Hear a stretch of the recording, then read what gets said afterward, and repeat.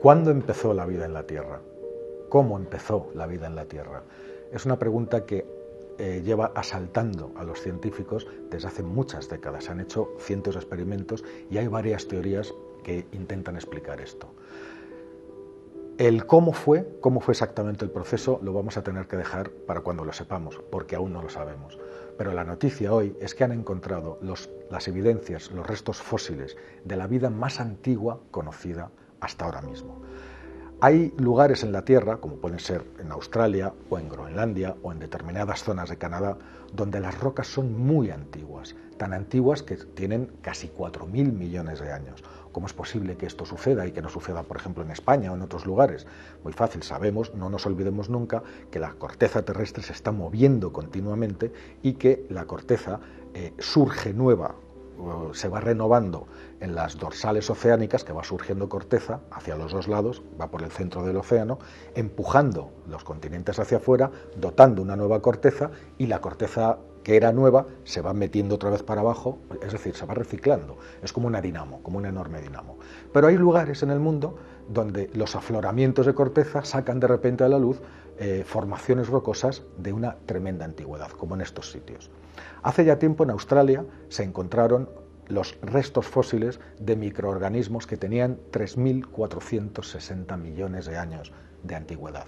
Una barbaridad. Es decir, la Tierra en aquel momento no tenía absolutamente nada que ver con lo que es ahora. Se parecía mucho también, en ese momento Marte estaba perdiendo ya su agua, acababa de perder su magnetosfera y su atmósfera y se estaba convirtiendo en un planeta desértico, pero probablemente las condiciones eran parecidas en los dos planetas. Aquí esa vida primitiva terminó prosperando y en Marte no. Parece antiquísimo, pero es que después, hace apenas unos meses, en la revista Nature salió un estudio espectacular, esta vez hecho no en Australia sino en Groenlandia, que hablaba de microorganismos de 3.700 millones de años de antigüedad, es decir, más de 220 millones de años anteriores todavía a las formaciones de Australia.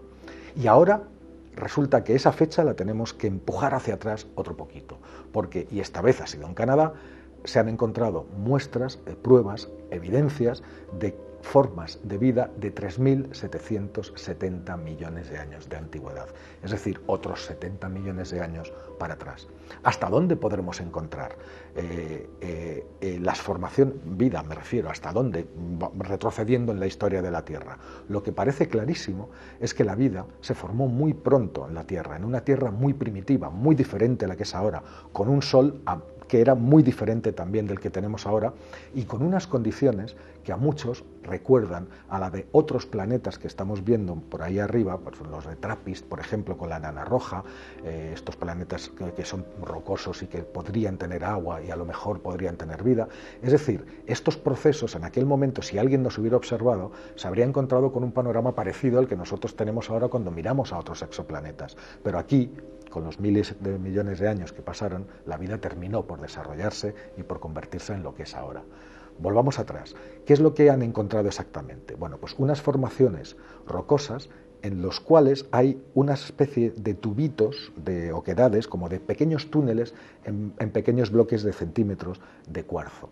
Esos tubitos son fruto de una actividad biológica, porque son exactamente iguales a los rastros que dejan determinadas bacterias que se alimentan de hierro y que surgen de las fumarolas de las profundidades del océano. Sabemos que en el fondo del océano hay fuentes hidrotermales a kilómetros de profundidad y allí donde no es posible la vida, alrededor de estas auténticas chimeneas que liberan el calor del interior de la Tierra, se forman colonias de organismos. Bueno, y de organismos no solamente microscópicos, sino también de crustáceos y de otro tipo de organismos que solamente viven en esos ambientes tan tremendos, ¿no? Bueno, en el principio en la Tierra, lo que ahora es Canadá, esas rocas pertenecían a un fondo oceánico de esas características.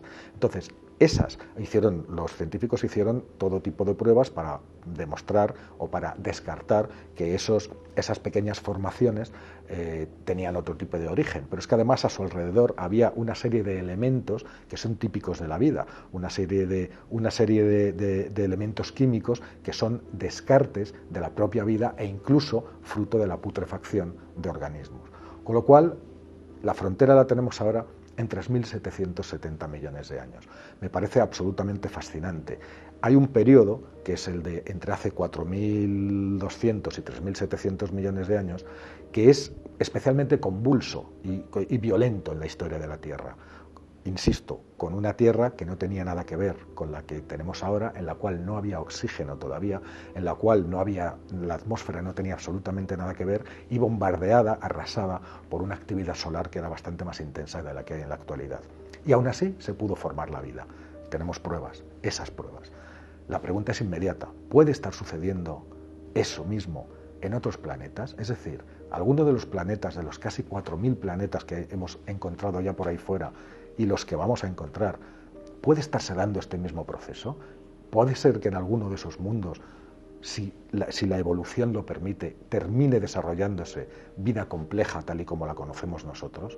¿Puede haber mundos en los que eso haya sucedido ya y todavía no lo hemos encontrado?